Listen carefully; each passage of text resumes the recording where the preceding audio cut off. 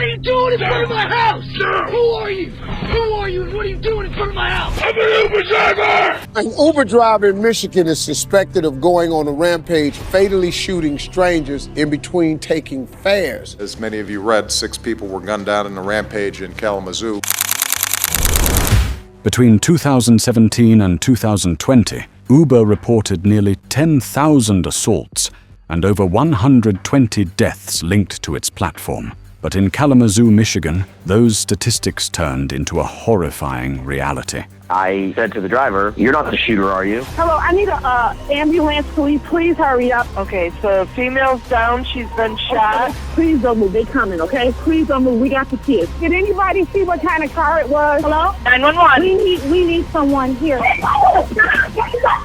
Okay, ma'am. In February 2016, Uber driver Jason Dalton went on a shooting spree, killing 6 people and injuring 2 others while continuing to pick up passengers. Among the survivors were Tiana Carruthers, who shielded 5 children from gunfire, and Abbie Tiana, a 14-year-old girl who was declared dead before miraculously coming back to life. Their courage helped expose Dalton's crimes, turning a night of terror into a story of survival and justice.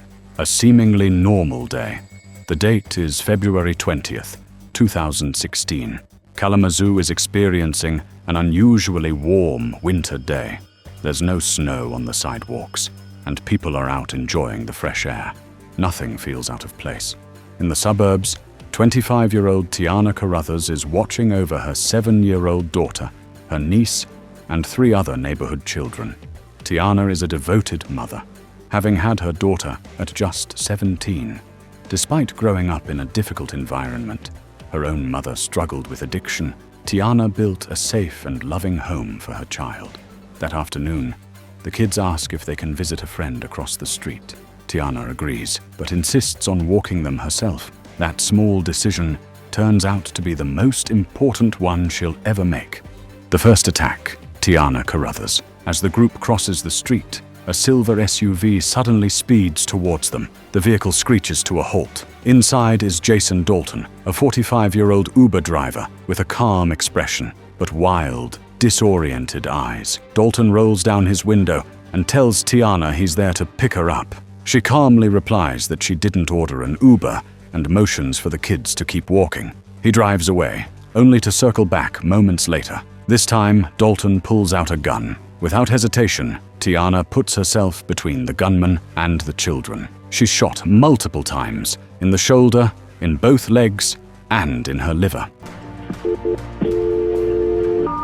Hello? 911. We need someone here. Okay, ma'am. Please, we need... Ma'am, you need to tell me where you are. Where did they shoot at? County emergency. Yeah, hello, I need an ambulance, please. Please hurry up. Somebody fire shots in Savannah Trace Townhome. Okay, so female's down. She's been shot. Coming. I don't know. The car sped off. Please. Please don't move. Please don't move. They coming, okay? Please don't move. We got the kids. Please don't move. As she collapses to the ground, she yells for the kids to run. Dalton drives off, leaving Tiana bleeding in the street. Somehow, she survives. Her body is later rebuilt with plates, bolts, and metal rods. She will spend months learning to walk again, but her fight is far from over. The killer escalates. After the suburban attack, Dalton switches weapons and vehicles and begins a spree that shocks even seasoned law enforcement. Over the course of the next 5 hours, he alternates between picking up Uber passengers and shooting people at random. He kills a father and son at a car dealership. Then he heads to a Cracker Barrel restaurant. Inside one of the parked cars sits Abbie Tiana, a 14-year-old girl, and her surrogate grandmother, 68-year-old Barbara Hawthorne.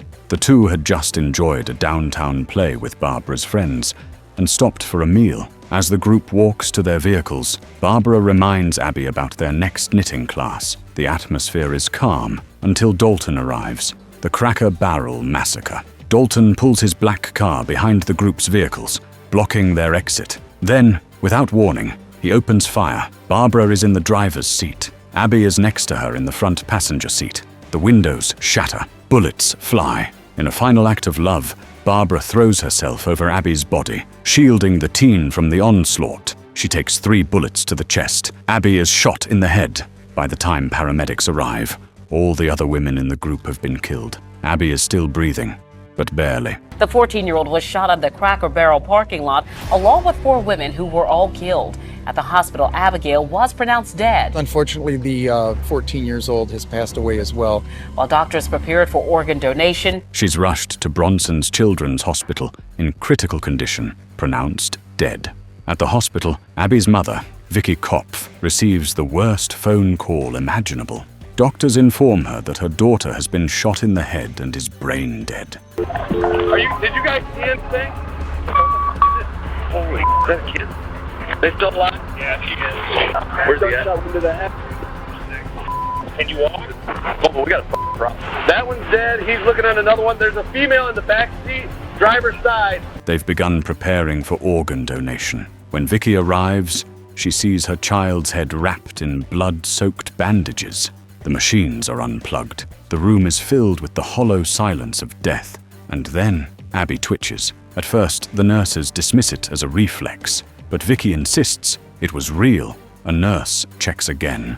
And I said something to the nurse, and she said, honey, most bodies twitch after they die. She said it's normal. And then I thought I felt it again, and I said, could you please just check her and make me feel better? And her expression changes. Abbie has a pulse. Doctors rush back in. Her brain activity returns, and slowly, miraculously, Abbie begins to regain awareness. Tiana's journey of recovery. While Abbie lies unconscious in a hospital bed, Tiana Carruthers is also fighting to come back. After months of physical therapy and surgeries, she regains her ability to walk, but the emotional scars run deeper. During her recovery, Tiana writes poetry to process the trauma. Her words reflect both her pain and her strength. They see scars. I see battles won. They call me lucky. I call it survival. Tiana never refers to herself as a hero, but to the families of those 5 kids she shielded. She's exactly that. The arrest of Jason Dalton. Meanwhile, police are racing to stop the rampage. They pull over 10 cars matching Dalton's description. Finally, they spot his SUV driving erratically. A short pursuit ends in a calm surrender. How do you armor? I can't believe he didn't come up here. He didn't quite want to go. I am surprised that he didn't want to go at it with what we figured out would be. Dalton slides his hands out the window, unarmed and expressionless. In custody, Dalton claims that the Uber app transformed into a horned demon that took over his mind. He says he was possessed and just following orders. Detectives let him ramble, trying to gather a confession, but soon they realize the insane story is part of a defense strategy. Dalton is trying to plead insanity. Walking to this lady, switched to the $100 and they come in great again. She told me that she didn't have the download instead. I shot her. I remember that I shot a whole person in the head. You say small person when you have the child. Tiana takes the stand. 3 years later, in 2019, Jason Dalton finally goes to trial. Prosecutors need a strong witness, someone who was up close, someone who saw him before the madness took over. They call Tiana Carruthers. Tiana walks into the courtroom, a woman who's suffered immeasurably, but refuses to be broken. Her calm, precise testimony destroys Dalton's narrative. She describes the SUV, his tone, his movements, his expression. There was no demonic possession, no loss of control. I seen him coming, and I saw it. It's Gladiator cars. They're called Abbie. They're black. They're black bags. And people drive around and you look at them. It gets real. It's like, hey, it's time to keep things up.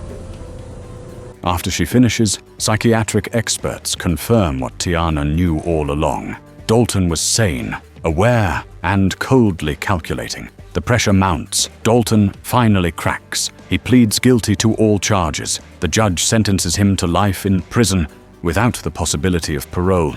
Doing this voluntarily of your own free will? Yes, I've wanted this for quite a while. How do you plead? Guilty. Abbie's road back. Abbie's recovery is long and grueling. She suffers from retrograde amnesia, unable to remember the shooting or even parts of her childhood. Every day, her parents have to explain to her that Barbara, the woman who saved her life, is gone. And every day, she cries, as if learning it for the first time. Still, she fights. She learns to walk again, talk again, laugh again. By 2019, Abbie attends her high school prom, a symbol of triumph against unimaginable odds. Barbara's niece honors her aunt's memory by releasing her ashes from a hot air balloon over the desert in Sedona, just as Barbara had once dreamed. Not just survivors, fighters. Sweetie. Go ahead. 1, 2, 3. Good. Can you wave? I almost died, and my mom was a basket case. She sat by my bed, however long I was in a coma. She just sat there and waited for me to wake up. When I did, I remember her crying with happy tears. Tiana and Abbie could have been just 2 more names on a long list of victims, but they refused. Tiana now works as a motivational speaker, traveling the country, telling people that where you come from doesn't define where you're going, that even in the darkest moments, you can fight for light. Would I do it again? She was once asked. Hell yeah, without a doubt. Abbie, though quieter, stands as living proof that miracles exist and that love can truly save a life. Jason Dalton thought he could kill without consequence, that his lies and delusions would shield him from justice, that his victims would vanish without a voice. I'm gunning me down. It doesn't define me. Tiana now, I'm strong. Stronger than I ever could imagine. Would I do it all over again? Hell yeah, I'd do it again. But he was wrong, because Tiana Carruthers stood in front of a gun for children who weren't even her own, because Abbie Kopf came back from the dead with a story only she could tell, because every victim's name was lifted up, not as a statistic, but as a person worth remembering. In a world where evil hides behind convenience and apps, it's people like Tiana and Abbie who remind us strength doesn't always roar. Sometimes it whispers, I survived.